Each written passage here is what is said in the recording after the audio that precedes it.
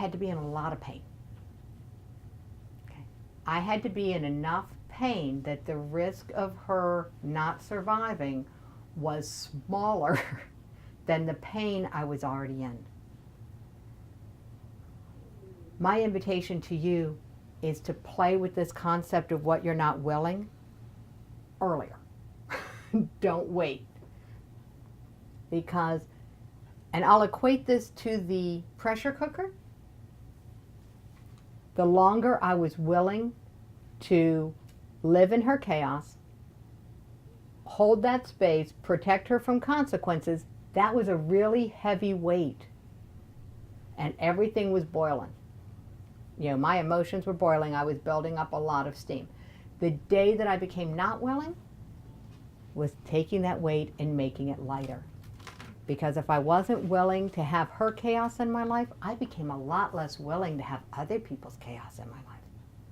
I became willing to see who they were sooner.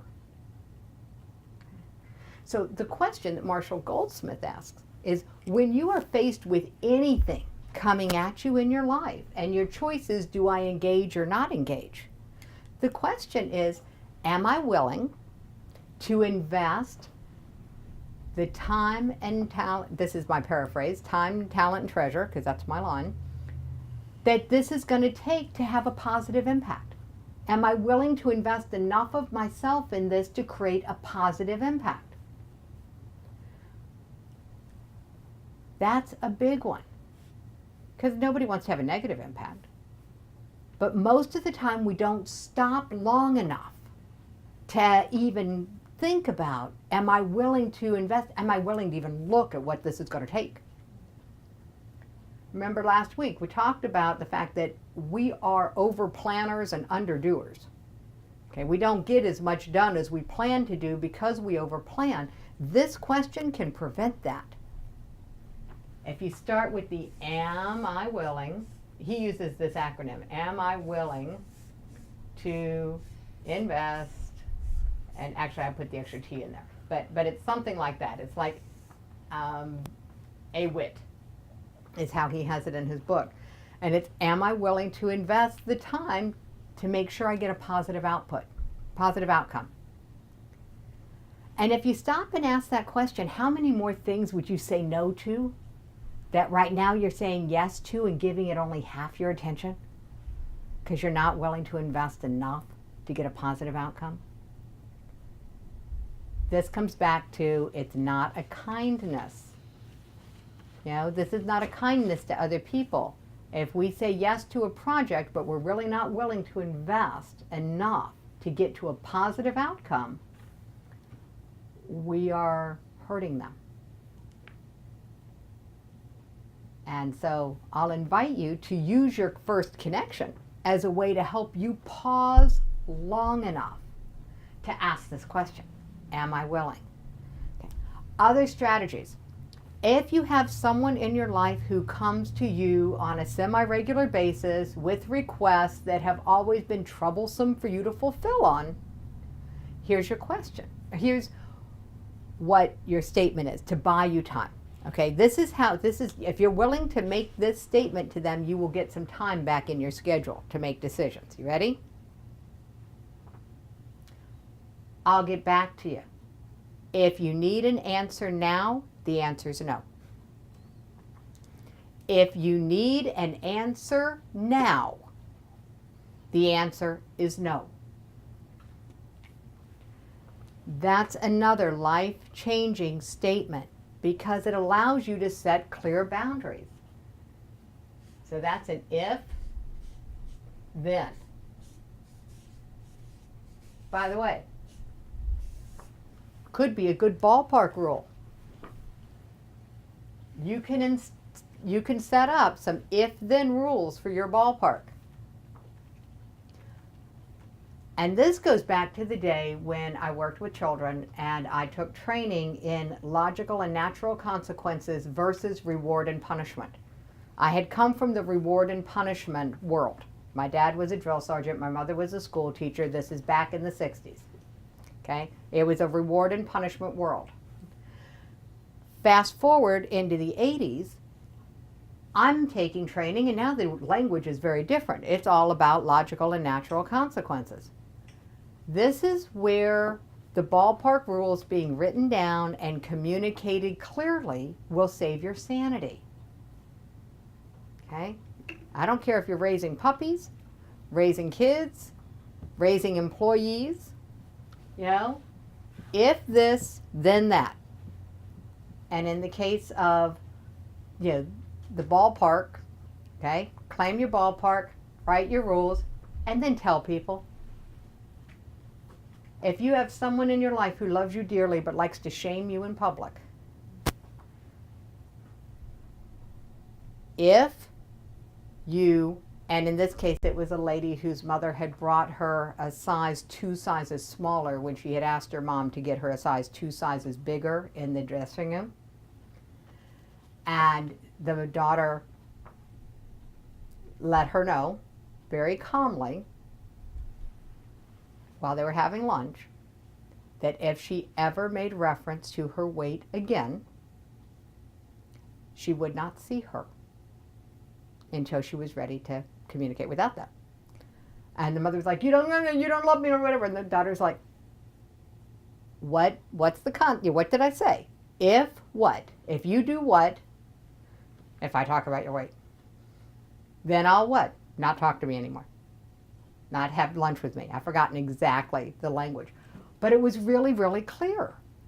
This is the ballpark. You got to be willing for people to walk out of your ballpark.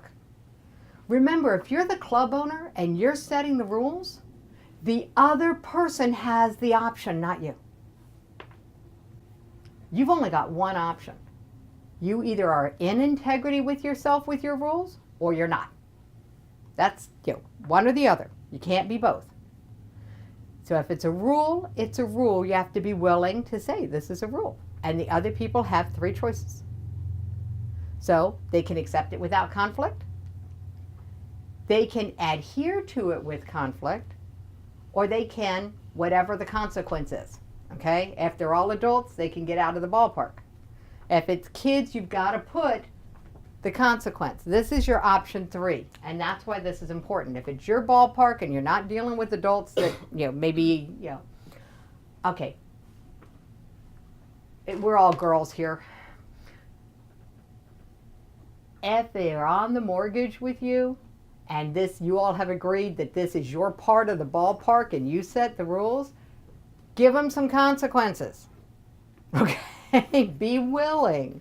All right? So yeah, so this is just the consequences. This is option 3. And it's really important to, that's a lot. What am I willing to do? So your attitude determines your willingness. Because if I'm coming into a place with the attitude of somebody who absolutely knows this is the best place for me, this is the happy spot, this is, I'm enthusiastic, I am all of that, I'm going to be willing to put forth extra effort. Yeah, I'm going to be willing to have an attitude of, I got that, no problem, I'm on it. Yeah. So attitude is second only to awareness. And now,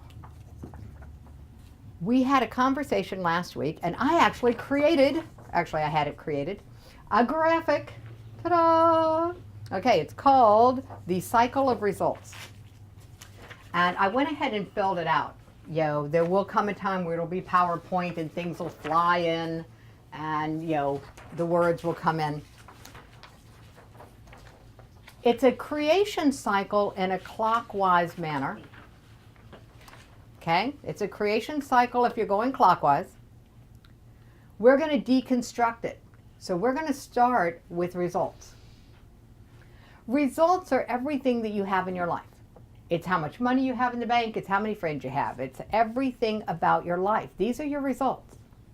There is nothing in your life that is not a result. You get results going counterclockwise by the actions you take. Nothing else gives you results. The choices you make and the actions you take dictate your results, period. Nothing else. Your actions are actually determined by your emotions. The word emotion means emote, comes from emote, it means to move. So the emotions drive the actions. This is where this training can get you different results very quickly in your life, because this training is about emotional control. When you are in control of your emotions, then you are by definition, in control of your actions. And we're going to take it and go a little further back. Emotions come from your thoughts. Now, these are really close together. There are people who say that thoughts come from emotions, that the emotions actually come first. In my experience, the thought comes first. I'm a Shakespearean at heart. Nothing is good or bad, but thinking make it so. Okay, that's Shakespeare's attitude, that whether we are happy or sad, whether something is good or bad, comes from what we think about it, what we judge it to be. So, speaking of judging, going backwards to the top, beliefs. It is our belief systems, our beliefs, our BS, that determines our thoughts and what we think about things. So I created the graphic so you can play with it, write down your thoughts, your emotions. If you've got a result in your life, here's how you use this, the creation cycle, okay? You deconstruct it. If you've got a result in your life that you love, okay? Dialing down the weight on the top of the pressure cooker means you focus on the positives in your life. If you've got a result in your life that you love, back it down. What actions got you that result? What emotions drove those actions? Now, don't get me wrong. You can get a positive result because you took action because you were scared. Okay? I mean, it doesn't have to be that a positive emotion drove the action that got you a positive result. That's why this exercise will give you some knowledge you may not have had. Start with your result. Find a result that you absolutely love. Back it down. What actions got you that result? And what were the emotions that drove those actions? And then what were you thinking? Back it down one more. What were you thinking that gave you the emotion that drove the action? This can get a little dicey because we do this so fast. This happens in a blink of an eye sometimes. But again, the first key is awareness. So if you're having trouble distinguishing the action, the emotion, and the thought because they're really close together, use your first connection. Take 3 deep breaths. Activate your connection by bringing together your index finger and thumb. And look at it again. This is how you solve any problem that's overwhelming. Do the parts of the problem that you understand and then look at it again. That's not me, actually. That's from a science fiction book by Robert A. Heinlein. The Moon is a Harsh Mistress, for those that are Heinlein fans. When faced with a complex problem, do the parts of the problem that you know how to do, and then look at it again. Set yourself up for success. So the whole goal of this training is to give you the keys to a more successful life, whatever you define success to be. All right, so covered a lot of information. We're going to bring the video part of the program to a close. Questions from the video people can be posted in the Facebook group. The Facebook group is Stop the Stampede. And if you're not already in the group, make sure that you friend me on Facebook. I'm Jackie Simmons, the Elephant Tamer. Thank you very much for joining us.